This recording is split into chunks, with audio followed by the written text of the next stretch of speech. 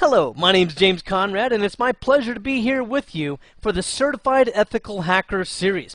This is going to be a great bunch of fun, folks. We have a lot of different things to do, a lot of hacking to do, and some very interesting things are going on in the security landscape these days. We'll take a look at all of that, but we'll start with an introduction to ethical hacking, in particular, the ethical part of that. Oh, it's so constraining to be honest, people, but we really must be.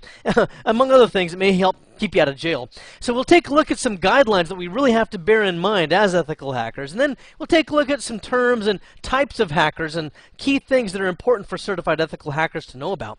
We'll take a look at virtualization. Just about everybody's using virtualization now instead of just individual physical machines. You'll probably have one or more host machines, and inside of that you'll have a whole bunch of virtual machines to work with. We'll get an overview of that and get your feet wet with it if you're not used to that. Then we'll take a look at Linux, because a lot of people aren't really that familiar with Linux either, but it's really a very favorite platform of hackers. So we'll take a look at some basics there.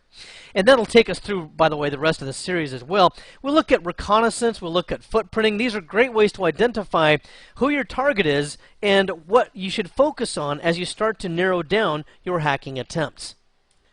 And from there we move into social engineering. This is really kind of scary because a lot of this is kind of con jobs, but it also relates to a lot of electronic methods as well. We'll look at some very interesting ways to make that work.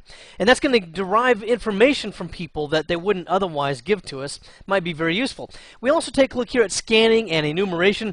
This will help us to identify what kinds of hosts are on the network, what roles they play, what services they might be running, and what operating systems are there. We take a look at everybody's favorite, cracking passwords.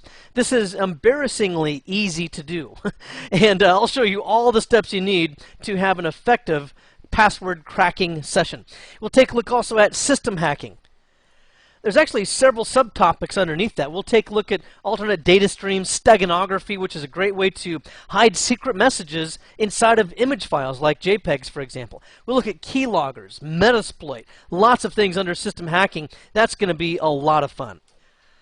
Next up is a hackorama. It's just a bunch of hacks about how to control somebody's computer. In fact, we can so totally own their machine that they probably will never know that we own it, and there's no way their antivirus will ever detect that we're there. So it's a pretty powerful session or two that we have there. We take a look at sniffing as well. Now this is going to be really important because on most networks these days, the network equipment prevents us from sniffing the way that we want to. I'll show you how you can get around that though. Then we take a look at denial of service. So this is going to be pretty important in some respects. It's pretty noisy and obvious, but sometimes you just have to bring a server down. If for no other reason, just because you don't like that server. Who knows? And then we'll take a look at hijacking. This is where somebody has established a session, maybe even to a secure server, maybe over a TLS session, for example, but you can still derive information out of it, even maybe their passwords.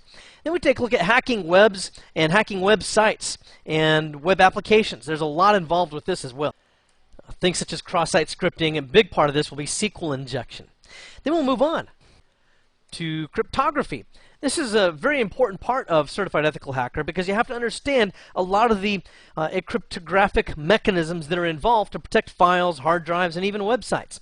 We look at intrusion detection systems and intrusion prevention systems to protect ourselves from intruders. We also look at ways to get around those things if we're on the offensive.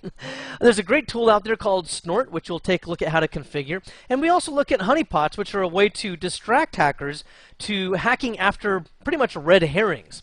We look at wireless networking as well, and in particular, how to crack Wi-Fi passwords, such as WPA or WPA2. And we'll also look at how to uncover hidden SSIDs.